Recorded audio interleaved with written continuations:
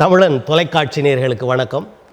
இன்றைய அரசியல் அரங்கம் நிகழ்வில் தமிழ்நாடு அனைத்து வகை மாற்றுத்திறனாளிகள் மற்றும் பாதுகாப்போர் உரிமைகளுக்கான சங்கத்தின் தலைவர் திருமிகு வில்சன் அவர்களை சந்திக்கிறோம். அவரோடு பேசுவோம். ஐயா வணக்கம். இவ்வளவு ஒரு நீண்ட பெயர் இந்த சங்கத்திற்கு வச்சிருக்கீங்களே, இதற்கான ஏதாவது பொருள், அதாவது பொருள்னால் இதற்கான ஏதாவது முகாந்திரம் இருக்கா? இல்லை, பொருள்னு சொல்லும்போது தமிழ்நாடு மாற்றுத்திறனாளிகளில் பல்வேறு வகையினர் இருக்காங்க. முன்னாடி ஒரு 7 வகையான உடல் குறைபாடு உடையவங்க தான் மாற்றுத்திறனாளிகளாக இருந்தாங்க. சரி. இப்போ கூடுதலாக ஒரு 14 வகையை சேர்த்து 21 வகை உடல் குறைபாடு. அதை ஒவ்வொன்றையும் தனித்தனியாக சொல்ல முடியாதுன்றதுனால அதனால தான் அனைத்து வகை மாற்றுத்திறனாளிகளும். இனி இந்த அமைப்புல மாற்றுத்திறனாளிகள் மட்டும் இருந்தால் அவங்களுக்கு உரிமைகளுக்காக வேகமா செயல்பட முடியாது. எனவேதான் அவங்களுக்கு பாதுகாவலரை இணைத்து வைத்திருக்கக்கூடிய சங்கம் தான். இந்த பாதுகாப்போர் அவங்க மாற்றுத்திறனாளிகள் இல்லை, மாற்றுத்திறனாளியா இருக்க வேண்டிய அவசியம் இல்லை. அவங்களுடைய பெற்றோரா இருப்பாங்களா, கணவன் மனைவியா இருக்கலாம், அதாவது குடும்பத்துல ஒருவர் பாதுகாவலரா. இந்த சங்கத்தின் நோக்கம் என்னென்ன? நோக்கம்னு சொல்லும்போது சுருக்கமா நம்முடைய மாற்றுத்திறனாளிகளுடைய உரிமைகளுக்காக போராடுவது, பாடுபடுவது. இது மற்ற தொண்டு நிறுவனங்களை போல நலத்திட்டங்கள் ஏதாவது நாங்கள் எங்கேயாவது பெற்று வாங்கி கொடுப்பதில்ல. அரசிடம் உரிமைகளை கேட்டு பெறுவது, போராடுவது தான் இதனுடைய பிரதான கடமை. மாற்றுத்திறனாளிகளுக்காகவே நிறைய சங்கங்கள், அமைப்புகள்லாம் இருக்கு. இந்த அமைப்பை நீங்க தோற்றுவிப்பதற்கான காரணங்கள் எதுவும் உண்டா? மாற்றுத்திறனாளிகளுக்கான நிறைய அமைப்புகள் இருக்கு. ஆனா மாநிலம் தழுவியளவில் இல்லை, எல்லாம் குழுக்களாக, சின்ன சின்ன குழுக்களாக தான் நிறைய அமைப்புகள் இருக்கு. நாங்கள் சங்கம் தோற்றுவிக்க முன்னாடி சில அமைப்புகள் இருந்து, அதுவும் எல்லா மாவட்டத்திலையும் கிடையாது. ஆனால் இன்னைக்கு நாங்கள் எங்களுடைய அமைப்பானது மாநிலம் தழுவியவில் ஒரு மிகப்பெரிய அமைப்பாக எல்லா மாவட்டத்திலையும் நாங்கள் செயல்பட்டு வருகிறோம் என்பதுதான் இது. மாவட்டங்களில் கிளை அமைப்புகள்ன்ற மாதிரி பார்க்குறீங்க? மாவட்டங்களில் மாவட்ட அமைப்பு, அதுக்கு கீழே தாலுகா அளவில் அமைப்பு இருக்கு, ஒன்றிய அளவில் அமைப்பு இருக்கு, அதுக்கு அளவில் கிளை அமைப்பு இருக்கு. எல்லா மாவட்டங்களிலும் கிளை தான் எங்களுடைய அடிப்படையாக இருக்கு. கிட்டத்தட்ட ஒரு 7000க்கு அதிகமான கிளைகள் இந்த மாநிலத்தில் எங்களுடைய சங்கத்தில். இந்த சங்கம் எந்த ஆண்டு தொடங்கப்பட்டது? சங்கத்தை பொறுத்தவரையில் 2010ஆம் ஆண்டு பிப்ரவரி மாதம் 6ஆம் தேதி இந்த சங்கம் சென்னையில் துவங்கப்பட்டது. அது தொடர்ந்து நீங்கள் தொடங்கியவர் நீங்கள் தானா, இல்லை வேற யாரும்? தொடங்குறது எங்களுடைய அப்போது மூத்த தலைவராக இருந்த டி லக்ஷ்மணன் சொல்லக்கூடிய ஆள் தான் அந்த சங்கத்தை துவங்கினதில் முக்கிய நபராக இருந்தவர். நீங்கள் அப்போ அந்த இதில் இருந்தீங்களா? அதுக்கு பின்பு அப்போதுலேருந்தே நான் இந்த சங்கத்தில் அந்த துவக்க நிகழ்ச்சியிலேருந்தே நான் இருக்கிறோம்.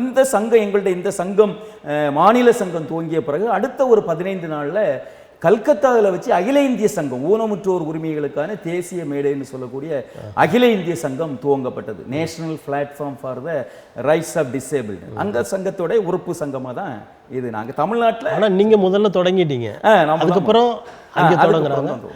அவங்க தொடங்கப்போ அதில் நீங்கள் அதுக்குள்ள உறுப்பினராக.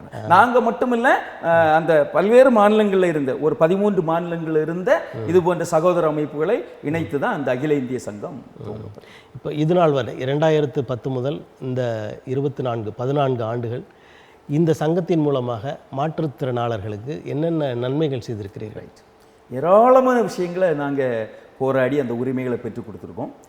குறிப்பாக சொல்லப்போனால் இந்த 2010 சங்கம் துவங்கி அடுத்த 15 நாளில் அகில இந்திய சங்கம் துவங்கணும்னு சொன்னேன். அந்த அகில இந்திய சங்கம் துவங்கப்பட்ட அடுத்த 2 மாதத்தில் புதுடெல்லி நாடாளுமன்றத்துக்கு முன்னாடி மாற்றுத்திறனாளிகளுக்காக புதிய ஒரு சட்டம் கொண்டு வரணும்னு கேட்டு ஒரு மிகப்பெரிய தர்ணா போராட்டம் நடத்தணும். அதில் ஒரு 6000க்கும் அதிகமான நம்ம மாற்றுத்திறனாளிகள் அந்த போராட்டத்தில் கலந்துக்கிட்டாங்க.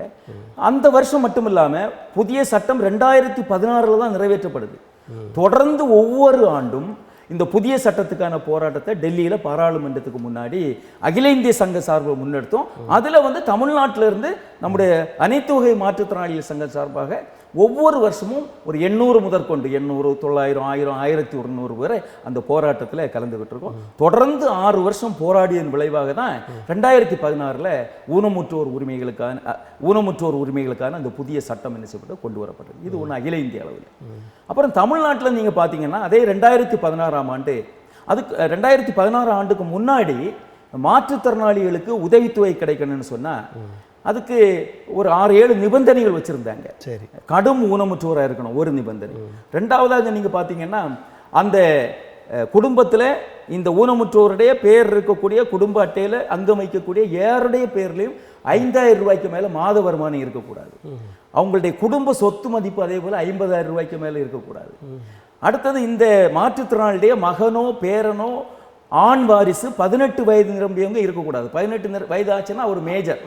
அந்த அடிப்படை இதையெல்லாம் அதே போல அவங்களுக்கு சொந்த வீடு இருக்கக்கூடாது. இதெல்லாம் கணக்கிட்டு தான் அன்னைக்கு ஒரு மிக குறைந்த எண்ணிக்கையிலானவருக்கு தான் அன்னைக்கு உதவித்தொகை, இந்த மாத உதவித்தொகை கொடுத்தாங்க. அப்ப இதை சரியில்லைன்னு சொல்லி அதற்கு எதிராக மாற்றுத்திறனாளிகளுக்கு 40 இன்னைக்கு ஊனம் 40% ஊனம் இருந்து அடையாள அட்டை இருக்கணும். குறைந்தபட்சம் ஒரு மாற்றுத்திறனாளிகளை அங்கீகரிக்கணும்னா 40% ஊனம் இருக்கணும். மாற்றுத்திறனாளியாக அங்கீகரிக்கப்பட்டு 40% ஊனம் இருந்து அவருக்கு அடையாள அட்டை கொடுத்திருந்தா எந்தவித நிபந்தனையும் இல்லாம அத்தனை பேருக்கும் உதவித்தொகை கொடுக்கணும்னு கேட்டு 2016 பிப்ரவரி மாதம் 8ஆம் தேதி சென்னை கோட்டையை முற்றுகையிட்டு ஒரு பெரிய போராட்டம் நடத்தணும். அந்த போராட்டத்தில் எங்களை கைது பண்ணி ஒரு மண்டபத்தில் அடைச்சி வச்சு ஒரு 4000 பேருக்கு மேற்பட்டவர் கலந்துக்கிட்டோம். கைது பண்ணி ஒரு மண்டபத்தில் அடைச்சி விட்டு இரவு 8:30க்கு விட்டாங்க. ஆனால் நாங்கள் என்ன செய்யணும், கலைந்து போகணும் அவங்க எதிர்பார்த்தாங்க. நாங்கள் கலைந்து போகல, மீண்டும் வந்து அந்த பிரதான சாலையில் மறியல் பண்ணோம், ரோட்டிலே படுத்து தூங்கணும். அடுத்த நாள் பிப்ரவரி மாதம் 9ஆம் தேதி ஒரு 15 மணிக்கு மேலே எங்களுடைய மாநில நிர்வாகிகளை அழைத்து பேச்சுவார்த்தை கூப்பிட்டாங்க. சீஃப் செக்ரட்டரி தலைமையில் பேச்சுவார்த்தை நடந்தது. அந்த பேச்சுவார்த்தையில் அவங்க சரி எங்களுடைய கோரிக்கை நியாயமானது தான், ஆனால் 1 வார காலம் நீங்கள் அவகாசம் கொடுங்க அரசுக்கு, நாங்கள் உங்களுடைய கோரிக்கையை நிறைவேற்றுறோம்னு சொன்னாங்க. அந்த அடிப்படையில் நம்மவும் 1 வார காலம் அவகாசம் கொடுத்தோம். ஆனால் நாங்கள் ரொம்ப தெளிவாக இருந்தோம். 1 வாரத்தில் அரசாங்கம் நம்முடைய கோரிக்கை ஏற்றுக்கிடலைன்னா மீண்டும் கோட்டையை முற்றுகையிடுவோம்னு பண்ணோம். அந்த அடிப்படையில் அரசாங்கம் வந்து எங்களை ஏமாற்றிட்டு அப்போது இருந்த அரசாங்கம் எங்களுடைய கோரிக்கையை நிறைவேற்றல.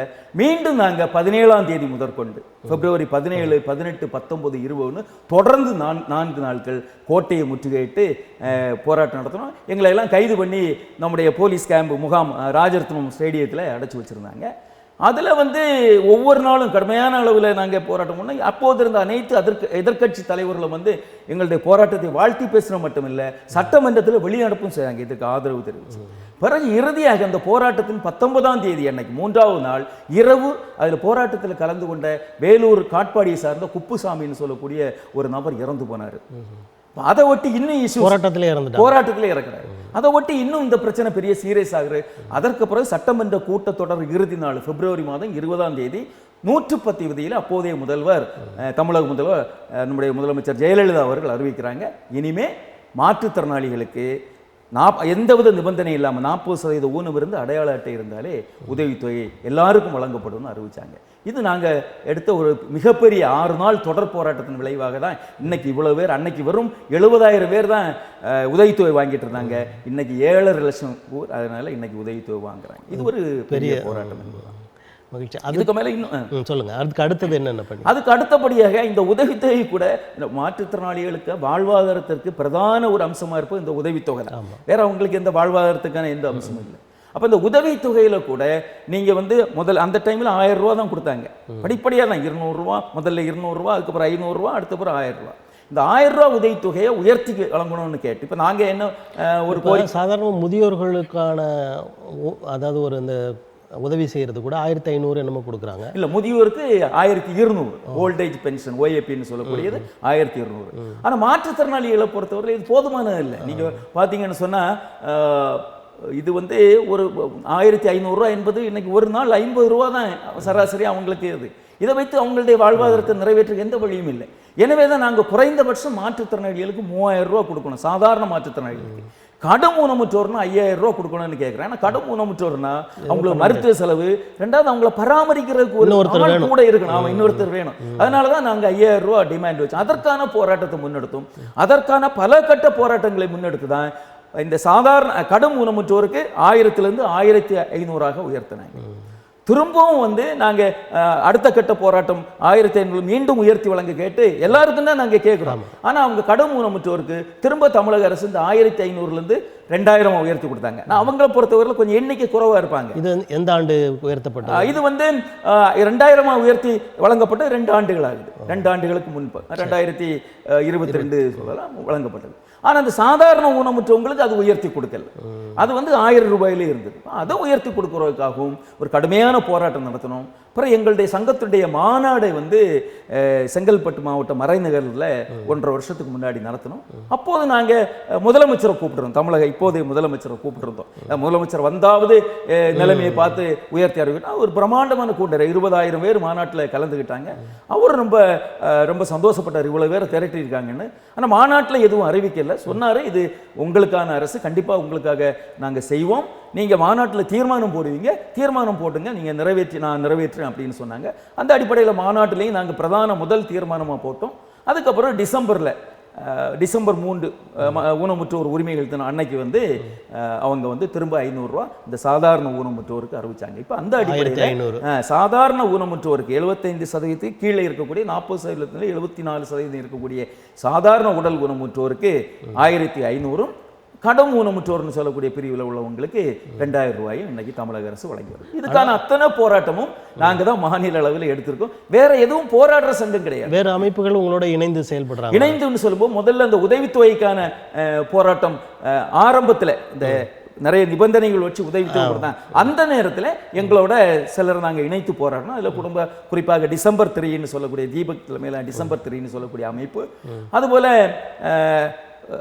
ஊனமுற்று, அதுபோல காது கேளாதோர் வாய் பேசாதோர் அமைப்பு, அப்புறமா வந்தோன்னா பார்வையற்றோர் இணைவுன்னு சொல்லக்கூடிய மனோகரன் சொல்லக்கூடிய அவர் முன்னெடுக்கிய சங்கம், இவங்களை இந்த 3 அமைப்புகளை இணைத்து அந்த டைம்ல நாங்க பண்ணோம். அதுக்கு பிறகு நாங்க தனிமையில தான் எல்லா போராட்டங்களையும். இப்போ உங்க செயல்பாடுகள் நன்றாக இருக்கிறது, சில உரிமைகளை அல்ல சலுகைகள்லாம் பெற்றுக் கொடுக்குறீங்க அப்படின்ற போது சில சங்கங்கள் உங்களோட அதாவது இணைந்துனா உங்களோட மெர்ஜ் ஆயிட்டாங்களா? அந்த மாதிரி எதுவும் இல்லை, அப்படி சங்கங்களாக எதுவும் சின்ன சின்ன சங்கங்கள் மாவட்டத்தில் இருக்கக்கூடிய சில சின்ன சின்ன அமைப்புகள் குழுக்களாக இருப்பாங்க, அவங்க எங்களோட மெர்ஜ் ஆகிறாங்க தவிர மற்ற அமைப்புகள் அப்படி பெரிய அளவில் மெர்ஜ் ஆகலை. இப்போ நாங்களும் சில விதிமுறைகளோடு இருக்கக்கூடியது, அப்படி அந்த விதிமுறைகளுக்கு உட்பட்டு வரவங்கள தான் நம்ம ஏற்றுக்க முடியுமே தவிர இது வந்து நாளைக்கு இது இந்த அமைப்புக்கு ஒரு சங்கடத்தை ஏற்படுத்தக்கூடிய அளவில் உள்ள அந்த அமைப்புகளை நம்ம அதில் இணைப்பதாக இல்லை. குறிப்பாக உங்களுக்கு இந்த மக்கள் மேல் ஆர்வம் வர, அவங்களுக்கு உதவி செய்ய வேண்டும் என்ற எண்ணம் வர காரணம் என்ன? அது சின்ன வயசுலேயே நம்ம வந்து நமக்கு கிடைத்த படிப்பினைகள், கொள்கைகள் இதெல்லாம் தான் காரணம். நமக்கு ஒரு சமூக எண்ணம் வர நமக்கு இடதுசாரி அமைப்புகள் வந்து காரணமாக இருந்திருக்கு என்பதுதான் இது. நமக்கு கிடைப்பது எல்லோருக்கும் கிடைக்கணும் அந்த ஒரு சிந்தனை, சமூக சிந்தனை, குறிப்பா அதுக்கு இடதுசாரி கொள்கைகள் தான் நமக்கு உந்துதலா இருந்திருக்கு என்பதுதான் இது. இந்த பாதையில் உங்களை நடத்தியது, இந்த சிந்தனைகள் உங்களுக்கு வர காரணமாக இருந்தது யாரையாவது குறிப்பிட்டு சொல்ல முடியுமா? ஆசிரியர்களோ இல்லை? அப்படி இல்லை. நம்ம சின்ன வயசுலேயே நம்ம வந்து இந்த விஷயங்களோடு நம்ம உணர்வுகளோடு தான் இருந்தோம். குறிப்பிட்டு யாரையும் நான் சொல்றதுக்கு இல்லை. குறிப்பாக நான் சொல்கிறேன், இடதுசாரி சிந்தனை, இடதுசாரி தலைவர்கள் அவங்களுடைய செயல்பாடுகள் நம்மளை கவர்ந்ததுன்னா மட்டுமில்லை, நம்முடைய சுதந்திர போராட்டத்தில் ஈடுபட்ட தலைவர்கள் பலர் தன்னலமின்றி பணியாற்றுது, இதெல்லாம் நம்ம படிக்கிறோம், ஆழமாக படிக்கிறோம். அவங்க தன்னலம் இல்லாமல் நாட்டுக்கு பணியாற்றுது, இந்த விஷயங்களெல்லாம் நம்மளை கவர்ந்திருக்கு என்பதுதான் இது. இந்த அளவுக்கு மாற்றுத்திறனாளிகளுக்காக நீங்கள் உழைக்கிறீர்கள், அவங்க உரிமைக்காகலாம் பாடுபடுறீங்க. சிலர் இன்னும் பிச்சை எடுத்துக்கொண்டு இருக்கிறார்களே, அவர்களுக்கான ஏதாவது மறுவாழ்வு இல்லை அந்த மாதிரி? அதுவும் மறுவாழ்வு நிச்சயமா இது அரசு தான் பண்ணணும். இப்போ நீங்கள் இன்னைக்கு மாற்றுத்திறனாளிகள் உருவாகிறதே எதனாலன்னு சொன்னால் அரசுடைய மோசமான கொள்கைகள். அது இந்த குறிப்பிட்டு தான் எந்த அரசு, எல்லா அரசுகளுடைய மோசமான கொள்கைகள் தான் என்ன செய்ய முடியும். அதனால தான் இன்னைக்கு மாற்றுத்திறனாளி உருவாயிருக்காங்க. ஒரே ஒரு விஷயத்தை நான் உங்களுக்கு சொன்னால் உங்களுக்கு எளிதாக புரியும். இப்போ நீங்கள் பார்த்தீங்கன்னா மாற்றுத்திறனாளிகளில் ஒரு வகை இந்த போலியோ நோய் பாதித்தவங்க இருக்கிறாங்க. இந்த போலியோ நோய் பாய்த்தவங்க ஒரு 20 வருஷத்துக்கு பிறகு இப்ப என்ன செய்ய முடியாது இல்லை. என்ன காரணம்னா அரசு இந்த போலியோ நோயை ஒழிப்பதில் கடுமையான நடவடிக்கை எடுத்திருக்கு. வருஷத்துக்கு 2 தடவை இப்போதும் குழந்தைகளுக்கு சொட்டு மருந்து கொடுக்குறாங்க. அப்ப அரசு நினைத்தா எல்லாத்தையுமே என்ன செய்ய முடியும், சரி செய்ய முடியும். குறிப்பாக இன்னும் நீங்க பாத்தீங்கன்னா ஊட்டச்சத்து குறைவினால அதிகம் மாற்றுத்திறனாளிகள் தாய்மார்கள் கருவில் இருக்கும்போதே ஊட்டச்சத்து குறைபாடுன்னு பிறக்கிறாங்க. வெளியே பிறந்த பிறகு கூட ஊட்டச்சத்து குறை தெரிந்து கருவிலேயே சிசுக்களை அதை வந்து அழிக்கிறதும் நடக்குது. இது மட்டுமில்ல, ஊட்டச்சத்து குறைவினால, ஆனால் சுகாதார சீர்கேடுனால மாற்றுத்திறனாளிகள் என்ன செய்யறாங்க, உருவாகிறாங்க. இதெல்லாம் அதே போல போலி மருந்துகள் இந்த சமுதாயத்தில் இந்த நம்முடைய இதில் மனமாடக்கூடிய போலி மருந்து மாத்திரைகள். இப்போ என்னை பொறுத்தவரையில் எனக்கு சொல்லப்பட்டதுன்னா ஒரு இந்தியாவில் தற்போது இருக்கக்கூடிய நோய்களை கணக்கு இட்டு பார்த்தா ஒரு 300 வகை மருந்துகளே போதும் என்பது. ஆனால் நீங்கள் பாருங்க, ஒரு மெடிக்கல் ஸ்டோரில் போய் பாருங்க, பெருசாக பேசுகிறாங்க மெடிக்கல் மாஃபியான்ற மாதிரி. மெடிக்கல் மாஃபியா, ஏன்னா இந்த மருந்து கம்பெனிகளுக்கு அதில் கொள்ளை லாபம் கிடைக்குது. அதனால அது காளான் போல மருந்து கம்பெனிகள் அதிகமாக தயாரிச்சுட்டு இருக்காங்க. அரசு வந்து ஒரு கட்டுப்பாடு இல்லாமல் அவங்களுக்கு கிடைக்கக்கூடிய சில பலன்களையும் கருத்தில் கொண்டு அதை நடமாட விட்டுருக்காங்க. இந்த மாதிரி மருந்துகள், போலி மருந்துகள் அதிகமாக இப்போ கருவுற்றத்தை இன்னைக்கெல்லாம் நீங்கள் தாய் கருவுற்ற உடனே செக்கப் போகிறாங்க. ஒவ்வொரு 2 வாரத்துக்கு ஒரு செக்கப் போய் இதில் சில தவறான மருந்துகளும் இவங்க எடுக்கிறதுனால பர்னிரைஸ் பண்ணுறதுனால இன்னைக்கு வந்து மன வளர்ச்சி குன்றிய நோய் அதிகமாக பிள்ளைகள் என்ன செய்கிறாங்க, பிறக்கிறாங்க. அது கருவிலே பாதிக்கப்பட்டு பிறக்கிறாங்க என்பதுதான். அப்போ இதையெல்லாம் அரசு கட்டுப்படுத்த நினைத்து அரசு கட்டுப்படுத்தும். அதே போல் நீங்கள் பிச்சைக்காரங்களை சொல்லலாம், நிச்சயமாக அவங்கள ஏதாவது மறுவாழ்வு இல்லங்கள் அவங்களுக்கு ஏற்படுத்தி கொடுத்து அவங்களுக்கான சுயதொழில் ஏதாவது செய்ய வச்சா அதை கட்டுப்படுத்த முடியும் என்பதுதான். அரசு கையில் இருக்கு. நிச்சயமா எங்களை போன்ற அமைப்புகள் மட்டும் நினைச்சு ஒன்றும் பண்ண முடியாது. இதையெல்லாம் அரசு பார்க்கலாம். ஆனால் சில நேரங்களில் விபத்துகள் ஏற்பட்டு அதனால் உடல் உறுப்புகள் இழந்து மாற்றுத்திறனாளிகளாக மாறுகிறார்கள். அதை எப்படி அரசு அதை சரி பண்ண முடியும் நினைக்கிறீங்க? நிச்சயமா இன்னைக்கு நமக்கு அது சரி பண்ண முடியும். இன்னைக்கு டிராஃபிக் ரூல்ஸை கடைபிடிக்காதனால தான் நிறைய விபத்துகள் நடக்குது. அதே போல இந்த 2 வீலரில் நம்முடைய இருசக்கர வாகனங்களை பயணிக்கக்கூடிய இளைஞர்கள் அவங்களுடைய வேகம், அந்த வண்டிக்கான வேகம் ஒரு குறிப்பிட்ட வேகத்தில் சொல்லும்படியாகவும் நம்முடைய இந்த போக்குவரத்து விதிகளை மதித்து போனால் நிச்சயமாக அந்த விபத்துகளை தவிர்க்க முடியும் என்பதுதான் இது. அது அடுத்த போல இது விபத்தினாலே மாற்றுத்திறனாளிகள் உருவாகிறாங்க. இதை விட அதிகமாக போர்னால உருவாகிறாங்க. இப்போ போரை பொறுத்தவரைலாம் போர் ஏற்பட்டால் தான் அதிக அளவில் மாற்றுத்திறனாளிகள் உருவாகிறாங்க. அது உங்களுக்கே தெரியும். எனவே ஒரு நாடு அதனுடைய கொள்கைகள், அண்டை நாடுகளோட நல்லிணக்கத்தை பேணா போர் வர்றதை நம்ம தவிர்க்க முடியும். இதெல்லாம் அரசாங்கங்கள் கையில் தான் இருக்குது. அரசாங்கம் நினச்சா இது சரி பண்ண முடியும் என்பது தான் இது. மாற்றுத்திறனாளிகளுக்கு இந்த மாதம் தோறும் கொடுக்குற பணத்தை தவிர அரசு வந்து தொழில்கள்லாம் வச்சு கொடுக்குறாங்க, அதுக்கான உதவிகள்லாம் பண்ணுறாங்க. அந்த மாதிரி என்னென்ன பண்ணுறாங்க? நிச்சயமா அது நம்ம ரொம்ப வரவேற்கிறோம். ஆனால் நீங்கள் அப்படி நினைக்கிறீங்க நிறைய தொழிலெல்லாம் பண்ணி கொடுக்குறாங்கன்னு. அது இல்லை. அதுக்காக தான் நாங்கள் ரொம்ப கடுமையாக ஃபைட் பண்ணிக்கிட்டு இருக்கோம். நீங்கள் மாற்றுத்திறனாளிகள் இப்போ எல்லாருக்கும் அரசு வேலை கொடுக்க முடியாது. எனவே மாற்றுத்திறனாளிகள், படித்த மாற்றுத்திறனாளிகள், படிக்காத மாற்றுத்திறனாளிகள், சுயதொழில்களுக்கு நீங்கள் கடன் கொடுங்கன்னு தான் நாங்கள் சொல்கிறோம். இப்போ நீங்கள் படிக்காத மாற்றுத்திறனாளிகள் குறைந்தபட்சம் ஒரு 25,000 ரூபா கொடுத்தா அவங்க ஒரு பெட்டி கடை, வீட்டோடு இருக்கிறவங்க, முடங்கி இருக்கிறவங்க, தவழ்ந்து போகிறவங்க, சின்ன ஒரு பெட்டி கடைமாய் ஒரு கடை கூட வச்சு என்ன செய்ய முடியும், அவங்க வாழ்வாதாரத்தை தேடிக்க முடியும். ஆனால் அதுக்கு கூட அந்த 25,000 ரூபா லோன் வாங்கினா கூட நம்முடைய அரசு வங்கியில் அவங்க வந்து 2 ஷூரிட்டி, 2 ஜாமீன் நினைச்சு குறைந்தபட்சம் கொடுக்கணும் இந்த 25,000 ரூபாய்க்கு. நீங்கள் பார்த்தீங்கன்னு சொன்னால் அதுதான் இப்போ லோன் வாங்க முடியாமல் இருக்குது. மாற்றுத்திறனாளிகள் சந்தோஷமாக இருக்காங்க, எங்கள்கிட்ட அதிகமானவர் முறையிடுறாங்க, நீங்கள் எங்களுக்கு லோன் வாங்கி கொடுங்க. ஆனால் லோனுக்கு நம்ம முறையாக போய் அப்ளை பண்ணும்போது இவங்களை அப்ளை பண்ண வச்சா எந்த வங்கியும் நிபந்தனை இல்லாமல் என்ன செய்யறதில்லை, இவங்களுக்கு லோன் கொடுக்குறது இல்லை. ஏமாத்திட்டு போகிறவங்களுக்கெல்லாம் பெரிய பெரிய கார்பரேட் நிறுவனங்களுக்கெல்லாம் பெரிய அளவில் லோன் கொடுக்குறாங்க. இந்த சாதாரண ஜனங்கள் அவங்க எங்கே போகிறாங்க, வீட்டை விட்டு எங்கே ஓட போகிறாங்க, வீட்டிலே முடங்கி இருக்க போடுவாங்க, அவங்களுக்கு ஒரு சின்ன தொகையை லோனாக கொடுக்குறதில்ல அரசு முன்வரையில். அரசு இதுக்கு முன்முயற்சி எடுக்கணும். இந்த கோரிக்கையை நாங்கள் நீண்ட காலமாக வச்சுட்ருக்கோம். வங்கிகள் மூலமாக ஒரு 5 லட்சம் வரைக்கும் மாற்றுத்திறனாளிகளுக்கு நிபந்தனை இல்லாமல் வங்கி லோன் கொடுக்கணும். அப்போ அதிகமான மாற்றுத்திறனாளிகள் இந்த சுயதொழில் பார்க்க வாய்ப்பு இருக்குது. ஈவன் நம்ம பிச்சை எடுக்கிறது கூட தடுக்கிறது கூட வாய்ப்பு இருக்குது. அதாவது பேருந்து நிலையங்களிலும் தொடர்வண்டி நிலையங்களிலும் இந்த ஆவின் போன்ற அந்த ஒரு சின்ன கடை மாதிரி வைக்கிறாங்க. அதெல்லாம் மாற்றுத்திறனாளர்களுக்கு கொடுக்குறாங்க அப்படின்னு சொல்கிறாங்க. அது வந்து 25,000க்கும் மேலே தான் அதோட மதிப்பு இருக்கும். அந்த மாதிரிலாம் உதவி செய்து கொண்டு தானே இருக்கு. அது கொடுக்குறாங்க, கொஞ்சம் கொடுக்குறாங்க. அதனால பலனுடைய கொஞ்சம் பேர் தான். எவ்வளோ பேருக்கு தான் நீங்கள் பேருந்து நிலையத்தில், ஒரு பேருந்து நிலையம் எங்கே இருக்கும் உங்களுக்கே தெரியும், எவ்வளோ பேருந்து நிலையம் தான் இருக்கும்.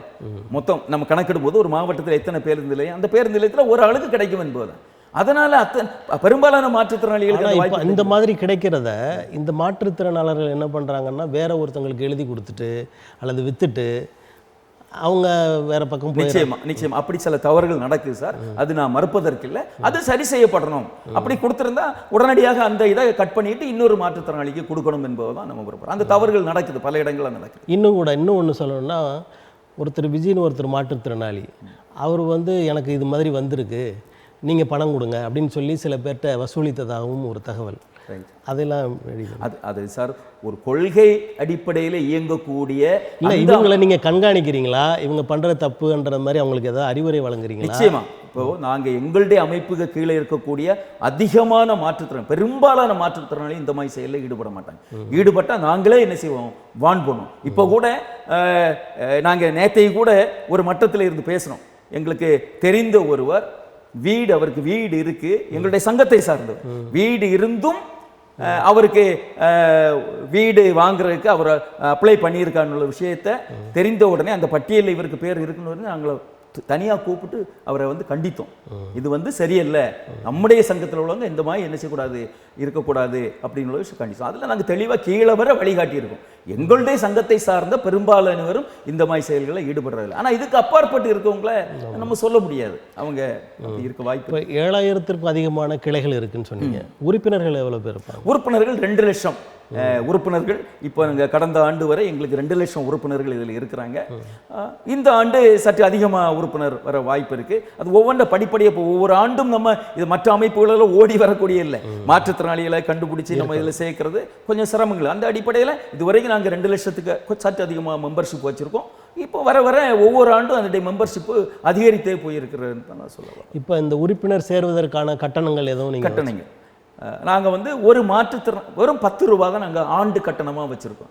ஆனால் இரட்டை மெம்பர்ஷிப் மாதிரி பண்ணுறோம். மாற்றுத்திறனாளிக்கு 10 ரூபா, அவங்கள சார்ந்த குடும்பத்தில் ஒரு பாதுகாவலருக்கு 10 ரூபா. அப்படி ஒரு மாற்றுத்திறனாளியை சார்ந்து இரட்டை மெம்பர்ஷிப்பாக 20 ரூபா 2 பேருக்கு நாங்கள் வசூலிக்கிறோம். இதுதான் ஆண்டு சந்தாதான். அதுக்கு மேலே நாங்கள் எதுவும் வசூல் பண்ணுறோம். அதுக்கு மேலே நாங்கள் ஒரு புத்தகம் வெளியிடுறோம், காலாண்டிதழ் ஒன்று, ஊனமுற்றோர் உரிமை குரல்னு. அதில் விருப்பப்பட்டவங்களை அதையும் நான் வாங்குறதுக்கு அது ஆண்டு சந்தாவை 80 ரூபா. இதுதான் வாங்க. இப்போ ஊனமுற்றோர் என்று சொல்வது கொஞ்சம் ஒரு தாழ்வாக இருக்கிறது அப்படின்ற நிலையில் மாற்றுத்திறனாளர்கள் அப்படின்னு சொல்லி கலைஞர் அவர்கள் கொண்டு வந்தான்னு சொல்லி கேள்விப்படுறோம். நீங்கள் உங்களுடைய பத்திரிகையே ஊனமுற்றோர் அப்படின்ற வச்சுருக்கீங்களே, அது நிச்சயமாக.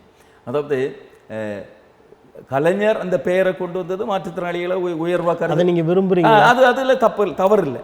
ஆனால் இன்னும் எங்களுடைய பெரும்பாலான உறுப்பினர்கள் என்ன சொல்கிறாங்கன்னா, அந்த பகட்டான பெயர் எங்களுக்கு தேவையில்லை, நாங்கள் உண்மையிலே ஊனமற்றவர்கள் தான், அந்த பெயர் மாற்றத்தினால வேற எந்த மாற்றமும் நடந்து விட போறதில்லை, உண்மையா மாற்றம்னு சொல்லக்கூடிய அவங்களுக்கு உரிமைகளை வழங்குவதான். எனவே ஊனமுற்றோர் உள்ள பேர்லே இருந்தா போதும் அப்படின்னு தான் பெரும்பாலானவரும் அந்த கருத்தை சொன்னதால தான் அந்த அடிப்படையில் நாங்கள் அந்த பெயரை வச்சிருக்கோம். மட்டுமில்லை, இன்னைக்கு தேசிய அளவிலும் அந்த உலக அளவிலும் நம்ம இங்கே தான் டிஃபரெண்ட்லி ஏபிள்டு பர்சன் வச்சிருக்கோம். நீங்கள் சொன்ன மாற்றுத்திறனாளிகள், மற்ற அளவில் அவங்க டிசேபிள்டுன்னு தான் வச்சிருக்காங்க. ஊனமுற்றோர்னு தான் இன்னைக்கு இந்திய ஆவணங்கள்ல எல்லாத்துலேயும் மாற்றுத்திறனாளிகள் பற்றிய அப்படி தான் குறிப்பிடுறாங்க. உலக அளவிலும் அப்படிதான்.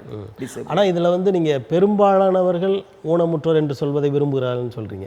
இந்த 2 லட்சத்து சொச்சம் பேர் இருக்காங்க அவங்கள்ட்ட, அவர்களில் அதிகம் பேர் அப்படி தான் விரும்புகிறாங்களா? இல்லை ஆமாம், அவங்க என்னன்னு சொன்னால் இந்த பெயர் சம்பந்தமான சர்ச்சை இன்னும் வரல. ஒரு சிலர் உங்களை போல கேட்குறாங்க. மற்றபடி பெரும்பாலானவர் என்ன சொல்கிறாங்கன்னா, அங்கே விவாதித்த போது பல மட்டங்களை விவாதித்த போது, இல்லை பேரை ஊனமுற்றோர்னு இருக்கட்டும், பேரை மட்டும் மாற்றி நமக்கு என்ன கிடைக்க போகுது, நம்ம ஊனமுற்றோர் தானே, அதனால அப்படியே இருக்கட்டும்னு தான் கருத்தை சொல்லியிருக்காங்க.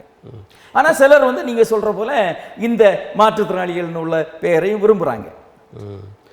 ஒரு பட்சாதாபம், அதாவது இந்த ஊனமுற்றோர் என்று சொல்வதன் மூலம் அவங்கள்ட்ட ஏதாவது பெற முடியும் என்று நினைத்து அந்த பெயரை விரும்புகிறாங்களா? ஆமாம், ஊனமுற்றோர்னு இல்லை, ஊனமுற்றோர்னு இயல்பாகவே ஊனமுற்றோர், அந்த உரிமை ஊனமுற்றோர்னு அடிப்படையில் எங்களுக்கு கிடைச்சா போதும், வேற ஒரு பெயர் மாற்றி பகட்டான பெயரை வச்சு அதனால எங்களுக்கு அந்த பெயரை மாற்றுறதுனால எங்களுடைய பிரச்சனை தீரப்படும். அவங்க பிரச்சனை அடிப்படையெல்லாம் இருக்கிறாங்க. இந்த பெயரை மட்டும் மாற்றுறதுனால எங்க பிரச்சனை இல்லை, ஆனால் பேரை மட்டும் மாற்றினா அது அவங்கள திருப்தி அடைய செய்யணும்ல, அந்த அடிப்படையில் அவங்க இல்லை. எங்களுக்கு ஊனமுற்றோர் தான் நாங்கள், அதில் எங்களுக்கு அதை வெளிப்படுத்துறதுல எந்த தயக்கமோ எந்த இதுவோ அவங்களுக்கு இல்லைன்னு சொல்கிறாங்க. இப்போ 40 விழுக்காடு உடல் ஊனமுற்றவர்கள், அதுக்கு மேலேயோ கொஞ்சம் குறைவாகவே இருக்கிறவங்கள்லாம் அவர்கள் எல்லோருமே தாங்களாகவே முயற்சி செய்து தாங்களாகவே தொழில் நடத்தி அதன் மூலமாக தங்களது வாழ்க்கையை நடத்தி கொள்ள வேண்டும் என்று நினைப்பவர்கள் இருக்கத்தானே செய்வாங்க. அப்படிதான் பெரும்பாலான மாற்றுத்திறனாளிகளும் இருக்காங்க. அரசு சார்ந்து இருக்கு, அரசு உதவித்தொகை கொடுக்கறத விரும்புறாங்க. ஆனாலும் சுயமா தாங்க ஒரு தொழில் பார்க்கணும்னு தான் எல்லாரும் இருக்கிறாங்க. வேலைக்கு போறாங்க, சின்ன சின்ன வேலைகளுக்கு அவங்களுக்கு இயன்ற வேலைகளுக்கெல்லாம் என்ன செய்றாங்க, போகத்தான் செய்றாங்க, போயிட்டு இருக்காங்க. அதே போல அவங்க சுயமா ஒரு தொழில் நடத்துறான் விரும்புறாங்க. அதனால தான் அரசு கிட்ட ஏதாவது எங்களுக்கு லோன் கொடுங்கன்னு பெரும்பாலோரும் விண்ணப்பிக்கிறது விரும்புறாங்க. ஐயா, இப்போ ஒரு 2-3 நாட்கள் முன்பதாக ஒரு போராட்டம் நடத்தினதா கேள்விப்படுறோம். அது எதற்காக நடத்தினீர்கள்? எஸ், இப்போ இந்த கடந்த 16ஆம் தேதி நாங்கள் அந்த போராட்டத்தை மாநிலம் முழுவதும் நடத்தினோம். அதில் கிட்டத்தட்ட 25,000 பேர் அந்த போராட்டத்தில் கலந்துக்கிட்டாங்க. மிகப்பெரிய போராட்டமாக இருந்தது. அதில் என்ன கோரிக்கைன்னு சொன்னால், இந்த மாற்றுத்திறனாளிகளுக்கு நான் ஏற்கனவே சொன்னேன், இன்னைக்கு தமிழக அரசு மாத உதவித்தொகையாக சாதாரண ஊனமுற்றோருக்கு வருவாய்த்துறை மூலமாக 1500, கடும் ஊனமுற்றோருக்கு 2000 ரூபாய், அது மாற்றுத்திறனாளிகள் துறை மூலமாக இப்படி 2 துறை வழங்குறாங்க. எங்களுடைய கோரிக்கை மாற்றுத்திறனாளி துறை தனியாக இருக்கு. அப்ப எல்லாத்தையுமே வந்து மாற்றுத்திறனாளி துறை மூலமா வழங்க வேண்டும் என்பதுதான் இது. இப்போ இதுல பாத்தீங்கன்னு சொன்னா, புதிதாக விண்ணப்பித்தவங்க கடந்த ஒரு 1.5 வருஷமாக புதிதாக விண்ணப்பித்தவங்களுக்கு உதவித்தொகை வழங்கப்படாம காத்திருக்காங்க. 2 துறையிலுமே 1500 கேட்டு விண்ணப்பித்தவங்களும், கடும் ஊனமுற்றோர் 2000 கேட்டு விண்ணப்பித்தவங்களும் கடந்த ஓராண்டுக்கு மேலாக புதிதாக விண்ணப்பித்தவங்களுக்கு உதவித்தொகை கொடுக்காம காத்திருக்காங்க. இது பலமுறை நாங்கள் அரசுக்கு கவனத்துக்கு கொண்டு வந்தோம். ஒரு 5 மாதங்களுக்கு முன்னாடி நம்ம அதாவது பிப்ரவரி மாதத்தில் இதுக்கான ஒரு போராட்டத்தை நாங்கள் அறிவித்தோம். அந்த போராட்டம் அறிவித்த உடனே, போராட்டத்தை கேள்விப்பட்ட உடனே, போராட்டம் நடக்க போகிற கேள்விப்பட்ட நம்முடைய சமூக நலத்துறை அமைச்சர் கீதா ஜீவன் அவங்க தலைமையில் அப்போதைய செயலாளர், எங்களுடைய துறை செயலாளர் நாகராஜன் IAS, அப்புறம் இந்த மாற்றுத்திறனாளி துறையுடைய இயக்குனர் லட்சுமி மேம், அவங்க எல்லாம் வந்து எங்கள் நிர்வாகிகளோட பேச்சுவார்த்தை நடத்தினாங்க. அந்த பேச்சுவார்த்தையில் அமைச்சர் கீதா ஜீவன் என்ன சொன்னாங்கன்னா, இப்போ வந்து உங்களுடைய கோரிக்கை நியாயமானதாக இருக்கலாம், ஆனால் இப்போ தேர்தல், நாடாளுமன்ற தேர்தல் வர இருக்கு, தேர்தல் நடைமுறையெல்லாம் வரப்போகுது, எனவே இப்போ புதிதாக நம்ம அளிக்க முடியாது, எனவே நாடாளுமன்ற தேர்தல் முடியட்டும், நாங்கள் உங்களுக்கு அந்த நிலுவையில் உள்ள யாருக்கெல்லாம் வழங்கப்படலையோ எல்லாருக்கும் உதவித்தொகையை நாங்கள் வழங்கிடுறோம், ஒருவேளை அப்படி இல்லைன்னா அப்போது நீங்க போராட்டம் பண்ணிக்கிடுங்கன்னு சொன்னாங்க. இப்ப நாடாளுமன்ற தேர்தலும் முடிஞ்சு போச்சு, சட்டமன்ற கூட்டத்தொடர் முடிஞ்சு போச்சு, மாற்றுத்திறனாளிகளுக்கான அந்த மானிய கோரிக்கை எல்லாமே முடிஞ்சு போச்சு, எதுலேயுமே இது சம்பந்தமான பேசல. எனவேதான் நாங்க என்ன செய்யறோம்னா, எங்களுடைய இப்போ அந்த மாநில குழு கூட்டம் கடலூர் மாவட்டம் விருத்தாசலத்தில் நடந்துச்சு. அதுல முடிவு பண்ணி தான் இந்த 16ஆம் தேதி இந்த மாற்றுத்திறனாளிகளையும், அதாவது இதுவரை ஒரு வருடத்துக்கு மேலாக உதவித்தொகை கிடைக்காம காத்திருக்கக்கூடிய சுமார் 1 லட்சம் மாற்றுத்திறனாளிகள், இவங்களையும் இதோட சேர்த்து இந்த 100 நாள் வேலை திட்டம் இருக்குல்ல, அதுல நிறைய மாற்றுத்திறனாளிகள் பயன்பெற்று வராங்க. அந்த மாற்றுத்திறனாளிகளுக்கு இப்ப இந்த நிதியாண்டுல இருந்து என்ன செய்யல, வேலை கொடுக்கல. நான் அவங்க கேட்டா என்ன செய்யணும், இனி இப்போது மத்திய அரசு வழிகாட்டுதல் படி நாங்க கடினமான வேலைகள் தான் எடுக்கிறோம், அந்த வேலையில மாற்றுத்திறனாளிகள் வேலை செய்ய முடியாது, எனவே மாற்றுத்திறனாளிகளுக்கு வேலை தர முடியாதுன்னு சொல்லிட்டாங்க. இப்ப ஏற்கனவே கொடுத்து கொண்டிருந்ததையும் கொடுக்கல. ஆமா, பல ஆண்டுகளாக அதுல வேலை செய்யிட்டு இருந்தாங்க. அது கூட நாங்க போராடி பெற்றதுதான். முன்னாடி நீங்க பாத்தீங்கன்னா மாற்றுத்திறனாளிகளுக்கு முதல்ல 2004 இது மாற்றுத்திறனாளிகளுக்கான இந்த 100 நாள் வேலை திட்டம், நம்ம மகாத்மா காந்தி தேசிய ஊரக வேலை உறுதி திட்டம் கொண்டு வரப்படுது மன்மோகன் சிங் ஆட்சி காலத்தில். அதுவும் குறிப்பாக அன்னைக்கு மன்மோகன் சிங் மெஜாரிட்டி இல்லாதனால இடதுசாரிகளுடைய ஆதரவு கேட்ட நேரத்தில் அவங்க வற்புறுத்தலில் கொண்டு வரப்பட்டது தான் இந்த திட்டம். அந்த திட்டத்தில் இனி நாடு முழுவதும் ஏராளமான மக்கள் பயன்படுறாங்க. குறிப்பாக இது ஒரு வறுமை ஒழிப்பு திட்டம், ஒரு வேலைக்கான திட்டம் இல்லை, பாவர்ட்டி எலிவேஷன் ப்ரோக்ராம். அதில் வேலை கேட்டோம், மாற்றுத்திறனாளிகள் வேலை கேட்டது முதல்ல வந்து அது எப்படி நீங்களே மாற்றுத்திறனாளிகள் எப்படி வேலை செய்ய முடியும்னு கேட்டாங்க. அப்போ நாங்கள் சொன்னோம், இது வந்து இந்த திட்டம் கொண்டு வரப்பட்ட நோக்கமே வந்து கிராமப்புற வறுமையை ஒழிப்பதற்காக, பட்டினி சாவை ஒழிப்பதற்காக கொண்டு வரப்பட்ட திட்டம், வெறும் வேலைக்கான திட்டம் அல்ல. அந்த அடிப்படையில் இன்னைக்கு அதிகமான மாற்றுத்திறனாளிகளும் வறுமை கோட்டு கீழே வாழ்றாங்க, பட்டினியில் வாழ்றாங்க. எனவே தான் மாற்றுத்திறனாளிகள் வேலை கொடுக்கணும்னு கேட்டோம். அந்த அடிப்படையில் நாங்கள் போராடின அடிப்படையில் வேலை கொடுத்தாங்க. அதுக்கப்புறம் வேலையும் என்பது மற்றவங்களை போல முழு நேரம் 8 மணி நேரம் வேலை செய்யணும், அவங்க சம்பளம் எல்லாம் பிடித்துட்டு தான் கொடுத்தாங்க, கடினமான வேலையெல்லாம் இப்படி இருந்துச்சு. அதை எதிர்த்து நாங்கள் போராடணும். மாற்றுத்திறனாளிகளுக்கு நீங்கள் அப்படி கொடுக்கக்கூடாது, 4 மணி நேர பகுதி 4 மணி நேர வேலை தான் கொடுக்கணும், அதுவும் அவங்க செய்வதற்கு உரிய இலகுவான வேலை, அப்புறம் முழு ஊதியம் கொடுக்கணும்னு கேட்டோம். அந்த அடிப்படையில் அரசு ஏற்றுக்கட்டு இன்னைக்கு அது இருக்கு. இது பல ஆண்டுகளா இப்போ அப்படி வேலை பார்த்துட்டு இருக்கோம். இந்த நிதியாண்டுல யாருக்கும் என்ன செய்யல, வேலை கொடுக்கல. இப்போ நாங்க போராட்டம் அறிவிச்ச பிறகு 1-2 பேருக்கு கொஞ்சம் சில மாவட்டங்களில் மிக குறைந்த எண்ணிக்கையில கொடுத்துருக்காங்க. இந்த முடிவெடுக்கிறது யார்? இந்த வேலையை கொடுக்கணும் கொடுக்கக்கூடாதுன்னு இப்போ இடையில நிறுத்தியிருக்காங்க, மறுபடியும் 1-2 பேர் கொடுக்குறாங்கன்றீங்க. இதை செயல்படுத்துறது இதை நம்முடைய இதற்கான ஒரு துறை நமக்கு இங்கே சைதாப்பேட்டையில் இருக்கு. அதுல ஒரு ஏடி. இப்போ இந்த அதிகாரிகள் பண்றாங்களா இல்ல அரசு பண்ணுதா?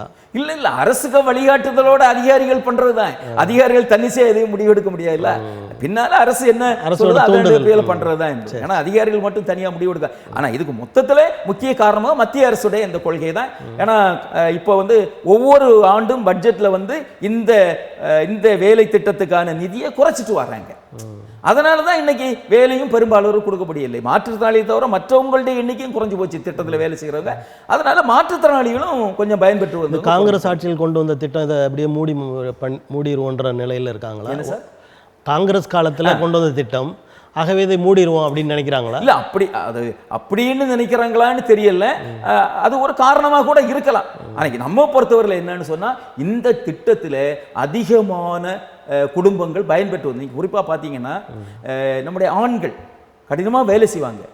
என்ன வேலை செய்துட்டு வந்தாலும் குடும்ப செலவுகளுக்காக அவங்க கொடுக்குற தேவை அந்த தேவையை பொறுத்து நிதி கொடுக்கறது இல்லை ரொம்ப இது. அதனால குடும்பத்தில் கணவன் மனைவிக்கு இடையில பெரிய தகராறுகள்லாம் நடந்துட்டு. ஆனால் இந்த வேலை திட்டம் வந்த பிறகு இந்த ஏழை எளிய குடும்பங்களை சார்ந்த ஏராளமான பெண்கள் இதில் பயன்பெற்று வந்தாங்க. அவங்களுடைய அத்தியாவசிய தேவைகள், சின்ன சின்ன தேவைகள், அந்த மளிகை சாமான்கள் உட்பட சமையலறையில் பயன்படுத்தக்கூடிய தேவைகளை எல்லாம் இவங்க பூர்த்தி செய்தாங்க. அதனால குடும்பத்தில் ஒரு இந்த பிணக்குகள் குறைந்து ஒற்றுமை கூட நிலவியது. பெண்களுக்கு உரிமை தொகை கொடுக்கறதுனால அதை கொஞ்சம் குறைச்சிட்டாங்களா? அப்படி சொல்ல. ஏன்னா இது நீங்க பெண்களுக்கு உரிமை தொகை நம்ம இங்க கொடுக்குறாங்க, இங்க கொடுக்குறாங்க. இது மத்திய அரசு தானே இந்த விஷயத்தை என்ன செய்யுது, இந்த குறைத்தது. அதனால மாநில அரசு நம்ம இதுல மட்டும் குற்றம் சொல்ல முடியாது என்பதுதான். அதுக்கப்புறம் எங்களுடைய போராட்டத்தில் இன்னொரு பிரதான நாங்க கோரிக்கை, இப்போ நீங்க கேட்ட ஒரு 4 நாட்கள் முன்ன நடந்த போராட்டத்தில் இன்னொரு பிரதான கோரிக்கை என்னன்னு சொன்னா, இந்த மாற்றுத்திறனாளிகள் அங்கம் வைக்கக்கூடிய குடும்ப அட்டைகளை அதை ஏன்னா அதிகமான மாற்றுத்திறனாளிகளும் வறுமை கோட்டு கீழே தான் வாழ்றாங்க. அந்த இலவச அரிசி 35 கிலோவா அவங்க அதான் வறுமை கோட்டு கீழே வாழ்றாங்க. டெல்லி உயர்நீதிமன்றம், உச்ச நீதிமன்றம் இல்லை, உயர்நீதிமன்றம் ஒரு டைரக்ஷன் வழங்கி வழிகாட்டுதல். சரி, அந்த வழிகாட்டுதலை பின்பற்றி, அது என்ன வழிகாட்டுதல்னா, நீங்க அதிகமான பெரும்பாலான மாற்றுத்திறனாளிகளும் வறுமை கோட்டு கீழே இருக்கிறதுனால அவங்க அங்கம் வைக்கக்கூடிய குடும்ப அட்டைகளை நீங்க ஏஏஒய் கார்டா மாற்றி அவங்களுக்கு அந்தியோதயா அன்ன யோஜனா திட்டத்தின் கீழ் 35 கிலோ இலவச உணவு தானியம். நம்ம வட மாநிலங்கள்லாம் பாரதிய ஜனதா கட்சி அவங்களுடைய சாதனைகள் சொல்லும் போது இதையும் சொல்லிட்டு வராங்க, நாங்க இவ்வளவு பேருக்கு அரிசி கொடுத்துருக்கிறோம் சொல்லலாம், ஒருவேளை இல்லைன்னு சொல்ல முடியாது. ஆனா இதை நம்ம என்ன செய்யுது, இதை இன்னைக்கு அதுக்கப்புறம் மத்திய அரசுடைய மாற்றுத்திறனாளி நலத்துறை இதை ஒப்புக்கொண்டு அவங்க ஒரு உத்தரவு போட்டாங்க. ஆனா அந்த உத்தரவு படி இன்னைக்கு இந்த மாற்றுத்திறனாளிகளுக்கு, பெரும்பாலான மாற்றுத்திறனாளிகளுக்கு குடும்ப அட்டைகளை ஏஏ கார்டா மாற்றி கொடுக்கல, விண்ணப்பித்திருக்காங்க. அதிகமான மாற்றுத்திறனாளி விண்ணப்பிச்சிருக்காங்க. விண்ணப்பித்தும் அதுவும் ஓராண்டுக்கு மேலாக, 2 ஆண்டுகளாக, ஓராண்டு 2 ஆண்டுகளாக அந்த காத்திருப்போர் பட்டியல் இருக்கு. எனவே அவங்களுடைய குடும்ப அட்டைகளை, மாற்றுத்திறனாளிகள் அங்கம் வைக்கக்கூடிய குடும்ப அட்டைகளையும் உடனடியாக ஏஏஒய் கார்டா மாற்றி அவங்களுக்கு 35 கிலோ இலவச அரிசி வழங்கணும்ல இதெல்லாம் கொடுக்கு. இதுல ஒருவேளை மாநில அரசு என்ன நினைக்கலாம்னு சொன்னா, மானியம் கொடுக்கணுமே, அரிசிக்கான மானியம் மத்திய அரசு கொடுக்கணும். அதுல ஒருவேளை மத்திய அரசு கொடுக்காரு. ஆனா மத்திய அரசை கேட்டு பெறுவது அரசுடைய கடமை என்பதை நாங்கள் சுட்டி காட்டுறோம். அதனால மாற்றுத்திறனாளிகளுக்கு மறக்கக்கூடாதுன்னு 35 கிலோ இலவச அரிசி கண்டிப்பா கொடுக்கணும். இந்த பிரதான கோரிக்கைகளை வச்சுதான் நாங்க இந்த போராட்டத்தை நடத்தணும். இப்போ ஒன்றிய அரசு மாற்றுத்திறனாளிகளுக்கு என்று ஒரு நிதியை ஏற்படுத்த வேண்டும் என்ற ஏதோ சட்டம் இருப்பதால, ஆமாம், அதை பற்றி மாற்றுத்திறனாளிகள் பொதுவாக இன்னைக்கு புதிய சட்டம் எங்களுடைய சங்கம் பிரதானமாக போராடி தான் இந்த 2016 ஊனமுற்றோர் உரிமை சட்டம் கொண்டு வந்திருக்கு. அந்த சட்டம் மாற்றுத்திறனாளிகளுக்கு பல உரிமைகளை கொடுத்திருக்கு. புதிய சட்டம் அதுல மாற்றுத்திறனாளிகளுடைய திட்டங்களை, மாற்றுத்திறனாளிகளுக்கான திட்டங்களை செயல்படுத்துவதற்காக ஒரு நிதியை மத்திய அரசு என்ன செய்யணும், ஏற்படுத்தி வைக்கணும்னு இருக்கு. ஆனா இதுவரைக்கும் அதை என்ன செய்யல. 2016 கொண்டு வந்த, ஆமா 16 கொண்டு தான், குறிப்பா அது என்னன்னு உங்களுக்கு 2016 கொண்டு வர சட்டம், இது வரைக்கும் 8 ஆண்டுகளா, 8 ஆண்டுகளா அதிலே அந்த நிதியம் இருந்தாதான் அந்த சட்டத்திலே ஒரு இது இருக்கு. மாற்றுத்திறனாளிகள் மற்ற மனிதர்களைப் போல நடமாடணும்னு சொன்னா அவங்களை போல இலகுவா எல்லா இடத்துக்கும் வந்து போய் வரணும்னா தடையற்ற சூழலை ஏற்படுத்தி கொடுக்கணும்னு இருக்கு. அந்த தடையற்ற சூழல் நீங்க இப்பவும் இன்னைக்கு நீங்க பாத்தீங்கன்னா கடும் ஊனமுற்றோரை நம்ம பஸ்ல எடுத்துட்டு போனோம்னா தூக்கி தான் என்ன செய்ய வேண்டியது, தாழ்தள பேருந்து அப்ப அந்த அதுதான் இப்ப இந்த கொடுத்து தான் தாழ்தள பேருந்துகள்லாம் வாங்குறதா இருக்கு. அதே போல ரயில்வேலையும் அப்படிதான் தடையற்ற சூழல் எங்குமே இல்லை. அதிகமான அரசு கட்டடங்கள் கூட இன்னைக்கு மாற்றுத்திறனாளிகள் போக முடியாத அளவுலாம் இருக்கு. எனவே இந்த சட்டத்திலே சொல்லப்படுது, சட்டம் நிறைவேற்றப்பட்ட 5 ஆண்டுகளுக்குள்ள மாற்றுத்திறனாளிகளுக்கு இந்த தடையற்ற சூழலை செய்து கொடுக்கணும்னு 5 ஆண்டுகளுக்குள்ள. இப்போ 8 ஆண்டு ஆகி போச்சு. அதுக்கான எந்த முயற்சியும் இல்லை. எந்த முயற்சியும் இல்லைன்னா இதுக்கான ஃபண்டிங் இல்லை, நிதியம் இல்லை. அந்த நிதியம் வச்சிருந்தா மத்திய அரசு இவ்வளவு முக்கியமான ஒரு செயல்பாடு செய்யாம இருக்காங்க, நீங்க அதை வலியுறுத்தலையா? எத்தனையோ போராட்டங்கள் நடத்தியிருக்கோம். நாங்கள் வந்து ஒவ்வொரு கிட்டத்தட்ட அந்த சட்டத்துக்கான போராட்டத்தை பிறகும் பல ஆண்டுகள் நாங்கள் டெல்லியில் என்ன செய்திருக்கோம், போராடி இருக்கோம். ஆனால் அரசு அதை எதையும் நீங்கள் சொன்னீங்கன்னா இந்த ஒன்றிய அரசு போல ஒரு பிற்போக்கான அரசை பார்க்கவே முடியாது. இன்னும் சொல்ல போனால் மாற்றுத்திறனாளிகள் மேலே ரொம்ப மோசமாக என்ன செய்கிறாங்க, மாற்றுத்திறனாளிகள் மேலே எந்த விதமான அக்கறையும் அவங்க எடுப்பதில்லை. குறிப்பாக நான் இப்போ இந்த ஒன்றிய அரசு வந்து பொதுவாக இந்துத்துவா அப்படின்ற ஒரு இதுலேயே போயிட்டு இருக்காங்க. அதையும் இன்னும் கொஞ்சம் அவங்க பின்னாடி போய் பார்த்தீங்கன்னா மனுநீதியை பக்கபலமாக வச்சு செயல்பட்டு இருக்காங்க. நிச்சயமா அதில் எந்த வித சொல்லுங்க, அந்த மனுநீதியில் கூட உடல் ஊனமுற்றவர்களை வந்து சேர்க்கக்கூடாது, வீட்டில் இருக்கக்கூடாது, இல்லை அவங்கள எதிரில் நம்ம ஏதாவது வேலைக்கு போகும்போது அவங்கள பார்க்கக்கூடாது, இந்த மாதிரியான விஷயங்கள்லாம் இருக்குது. அதை பற்றி நிச்சயமா, அதாவது நீங்கள் தெளிவாக சொன்னீங்க. இதையெல்லாம் அந்த ஒன்றிய அரசு செயல்படுத்துதான். ஆமாம், நீங்கள் இப்போ நீங்கள் பிரதமர் மோடியை பார்த்தீங்கன்னா மாற்றுத்திறனாளிகளை ஒரு அலங்கார வார்த்தையில குறிப்பிட்டாரு. நீங்க எல்லாம் தெய்வ பிறவிகள்னு சொன்னாங்க. அவரே தெய்வ பிறவின்னு சொல்லிட்டாரு. தெய்வ பிறவிகள் அவரே சொல்லிட்டாரு.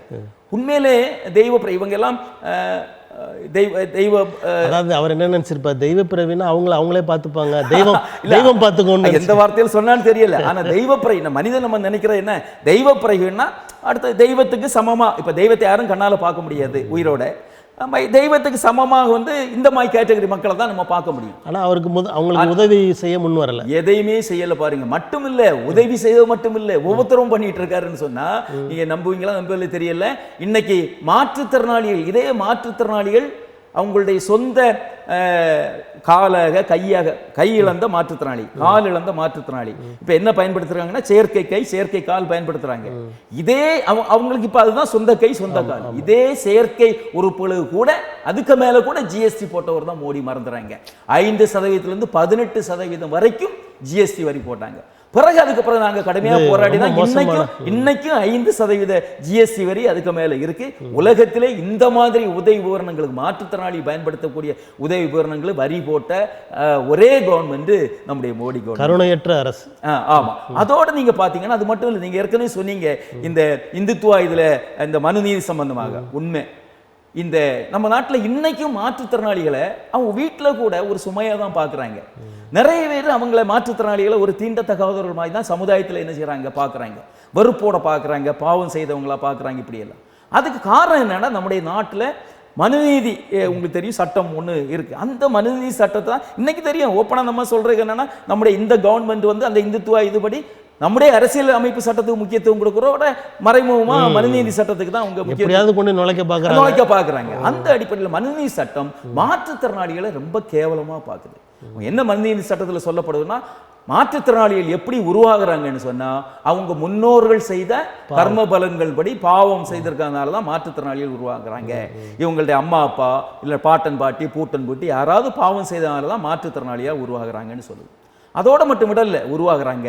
எனவே இவங்க பாவம் செய்தவங்க, இவங்க தீண்ட தகாதவர்கள், இவங்க சமுதாயத்தில் புழங்கக்கூடாது, நடமாடக்கூடாது, இவங்க வீட்டோட தான் இருக்கணும். வீட்டில் கூட பெற்றோரை சார்ந்து அந்த இரத்த பந்தங்களோட இருக்கக்கூடாது. இவங்களை தனியா வச்சு பாதுகாக்கணும். ஆடு மாடுகளை எல்லாம் நம்ம கொட்டைகளை வச்சு தனியா பாதுகாக்கல, தனியா பாதுகாக்கணும். அது மட்டும் இல்ல, இவங்களுக்கு சொத்துல பங்கு கொடுக்க கூடாது, இவங்க திருமணம் செய்யக்கூடாது. இவ்வளவு விஷயத்தையும் மாற்றுத்திறனாளிகளுக்கு விரோதமாக இந்த சட்டத்தில் இருக்கு. அதை தான் இவங்க என்னை பின்பற்றி விட்டு இருக்காங்க. எனவே தான் இது ஒரு மாற்றுத்திறனாளி விரோத அரசுன்னு கூட நான் சொல்லுவேன், ஒன்றிய அரசு. அந்த அளவுக்கு அவங்களுடைய செயல்பாடுகள் எந்த விதத்திலும் மாற்றுத்திறனாளிகளுக்கு உதவு கூட இருக்கும். இன்னைக்கு நான் சொல்றேன், நம்முடைய உதவித்தொகை இந்த உதவித்தொகை வழங்குவதில் 2 அரசுக்கும் பங்கு இருக்கு. ஒன்றிய அரசுக்கும் பங்கு இருக்கு, மாநில அரசுக்கும் பங்கு இருக்கு. நாங்க எங்களுடைய முதல் போராட்டம் ஏற்கனவே சொன்னேன், 2010 புதிய சட்டத்துக்கான போராட்டம் நடத்தும் போது புதிய சட்டம் முதல் கோரிக்கை.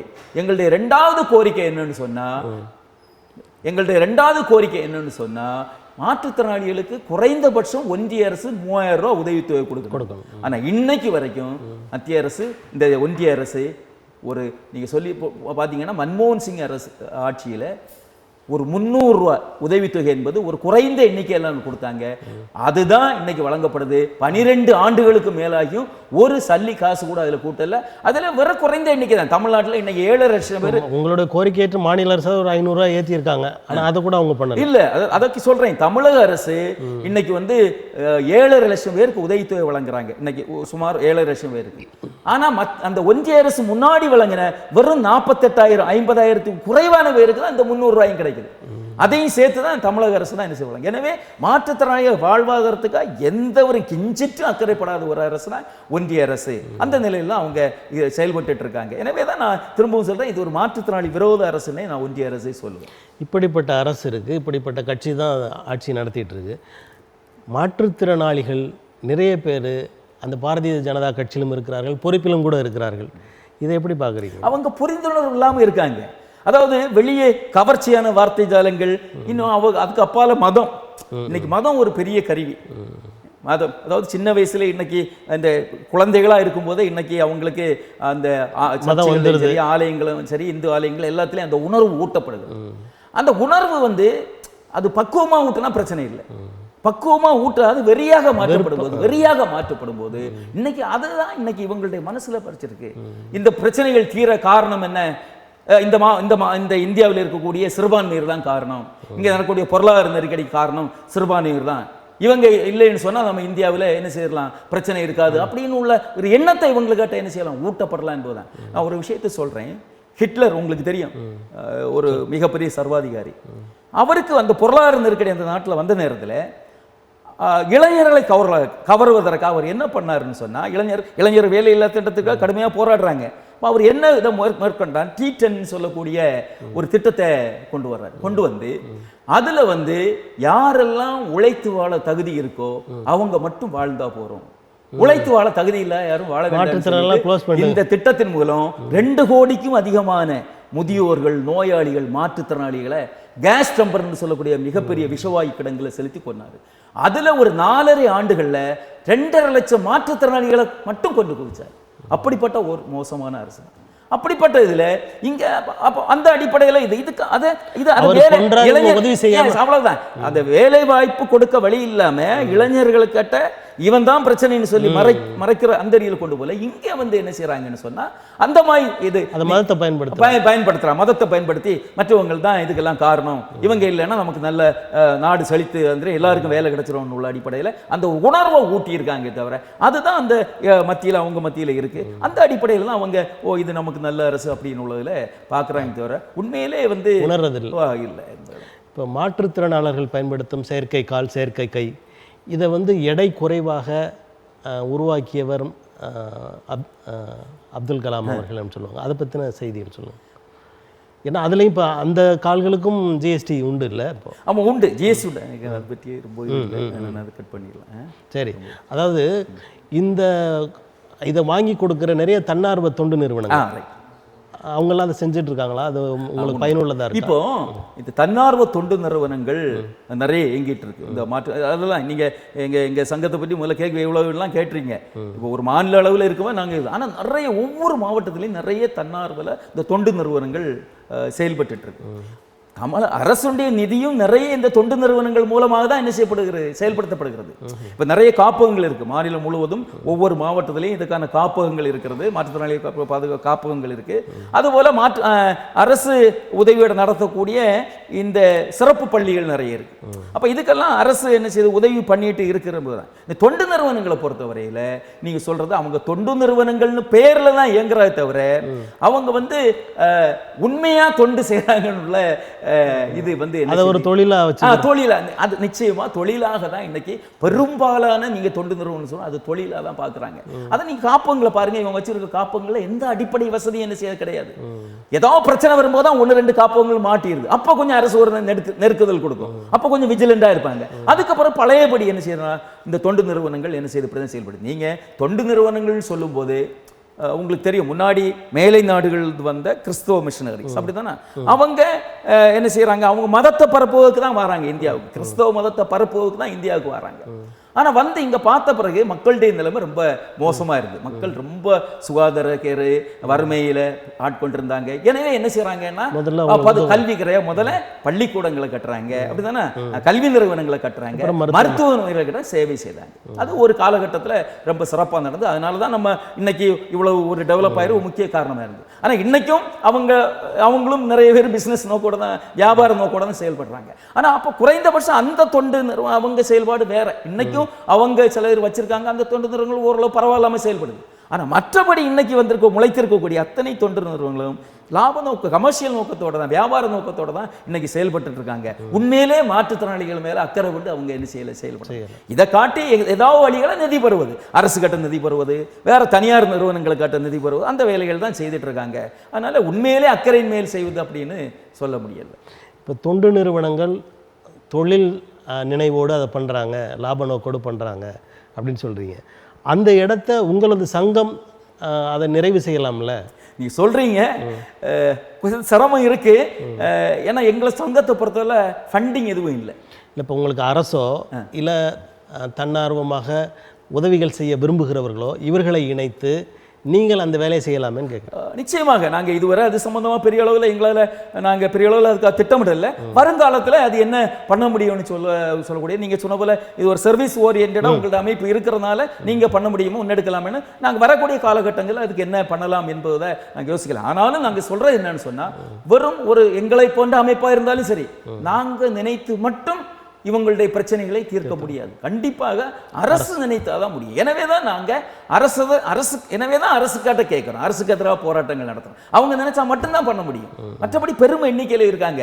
அவங்களுக்கு நாங்கள் எங்களுடைய அமைப்பு நினைச்சு மட்டும் கூட என்ன செய்ய உதவிட முடியாது என்பதுதான் நான் முன்வைக்க விரும்புகிறேன். இப்போ இந்த நிலையில், இன்றைய நிலையில் மாற்றுத்திறனாளர்களுக்கு ஒன்றிய அரசு என்னென்ன செய்ய வேண்டும் என்ற ஒரு பட்டியலை சொல்லுங்கள். ஒன்றிய அரசு முதற்கட்டமாக மாற்றுத்திறனாளிகளுக்கு இன்னைக்கு அவங்களுக்கு பிரதான வாழ்வாதாரத்துக்கு பிரதான தேவையாக இருப்பது அவங்களுக்கு உதவித்தொகை தான். ஒன்றிய அரசு நிச்சயமாக இன்னைக்கு நீ ஆந்திராவில் பார்த்தீங்கன்னு சொன்னால் சாதாரண ஊனமுற்றோருக்கு இந்த புதிய அரசு 6000 ரூபா உதவித்தொகை வழங்குறாங்க. அது கடும் ஊனமுற்றோராக இருந்தால் 10,000 ரூபா உதவித்தொகை வழங்குறாங்க. அமலுக்கு வந்துச்சு, ஜீவெல்லாம் போட்டு அமலுக்கு வந்துச்சு. முதலமைச்சரை நேரடியாக கொண்டு கொடுத்துட்டாரு. அடுத்தது பார்த்தீங்கன்னா இன்னும் கடும் ஊனமுற்றோராக இருக்கக்கூடிய இந்த முதுகு தண்டோட எல்லாம் பாதித்து இயக்க முடியாத இருக்க வீட்டிலே முடங்கி அவங்களுக்கு 15,000 ரூபா கொடுக்கும். உண்மையிலே இது ஒரு ரீசனபிள் என்ன செய்யுது, இது இன்னைக்குள்ள தேவையின் அடிப்படையில் உள்ள விலைவாசி எல்லா அடிப்படையிலையும் எந்த அரசு கொடுத்துருக்கிறத நாங்கள் வரவேற்கிறோம். அதே போல ஒன்றிய அரசு இந்த மாதாந்திர உதவித்தொகை எனக்கு பங்கில்லைன்னு சொல்லக்கூடிய, இன்னைக்கு அத்தனை முன்னாடி கூட வரி மாநில அரசுகள் பிரதான வரிகளை மாநில அரசு வசூலித்து அதில் மத்திய அரசுக்கு பங்கு கொடுக்கும். இன்னைக்கு ஜிஎஸ்டி மூலமாக எல்லாம் உள்ளடக்கி அவங்க தான் என்ன செய்ய வசூலிச்சு போறாங்க. எனவே அந்த அரசுக்கு பெரும் பொறுப்பு ஒன்றிய அரசுக்கு இருக்கு. ஒன்றிய அரசு மாற்றுத்திறனாளிகளுக்கு உதவித்தொகை என்ன செய்யணும், வழங்கணும். குறிப்பாக அந்த நிதியத்தை ஏற்படுத்தணும். அதே போல நிதியம், மாற்றுத்திறனாளிகள் ஃபண்டிங், ஒரு நிதியம் சட்டத்தில் இவ்வளவு நீ ஆங்களா கேட்கறதில்ல, சட்டத்தில் சொல்லப்பட்டிருக்க நிதியம் கண்டிப்பாக ஏற்படுத்தும். அப்பதான் மாற்றுத்திறனாளிகளுக்கான பல்வேறு திட்டங்களை என்ன செய்ய முடியும், செயல்படுத்த முடியும். அடுத்தது பார்த்தீங்கன்னு சொன்னா, இன்னைக்கு மாற்றுத்திறனாளிகளுக்கு இன்னைக்கு இந்த உதவி பலன்கள் உதவியெல்லாம் வாங்கணும்னு சொன்னா ஒவ்வொன்றுக்கும் ஒவ்வொரு விதமான சான்றிதழ் கேட்குறாங்க. சிங்கிள் விண்டோன்னு நிறைய பேருந்துல சொல்லணும்னு சொன்னா, பாதுகாவலோட சொல்லணும், அதுக்கு ஒரு சான்றிதழ் தேவை. ட்ரெயின்ல போனேன்னா, ரயில்ல பயணிக்கணும்னா அதுக்கு ஒரு சான்றிதழ்.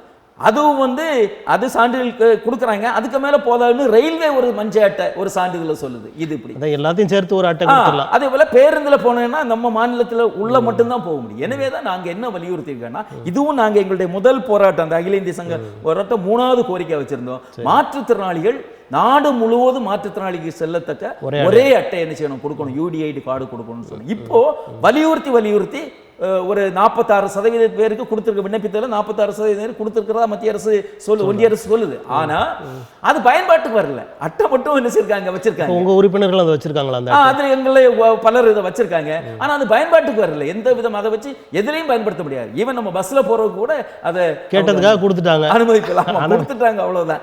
ஏதோ இவங்க வச்சிருக்காங்க. அதை நாடு முழுவதும் பயன்பாட்டுக்கு கொண்டு வரணும். எல்லா உதவிகளும் அது ஒரே அட்டை மூலமாக பெறுவதற்கான நடவடிக்கை ஒன்றிய அரசு எடுக்கணும். அதே போல இன்னும் பிரதானமாக இந்த தடையற்ற சூழலை ஏற்படுத்துவதில் ஒன்றிய அரசுக்கு முக்கிய பங்கு இருக்கிறது.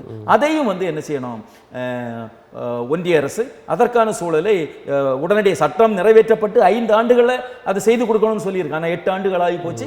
அதை உடனடியாக அதை ஏற்படுத்தி கொடுக்கணும். அதுக்கு அடுத்தபடியாக நான் சொல்றது, இந்த வங்கிகள் அதிகமாக ஒன்றிய அரசு கடன் உதவி இருக்கு. எனவே அந்த கடன் உதவி மாற்றுத்திறனாளிகள் இதான் வேலை கொடுக்க முடியல, வேலை கொடுக்க முடியலன்னா அந்த கடனையாவது அவங்க விரும்புகிற பெரிய இல்லை.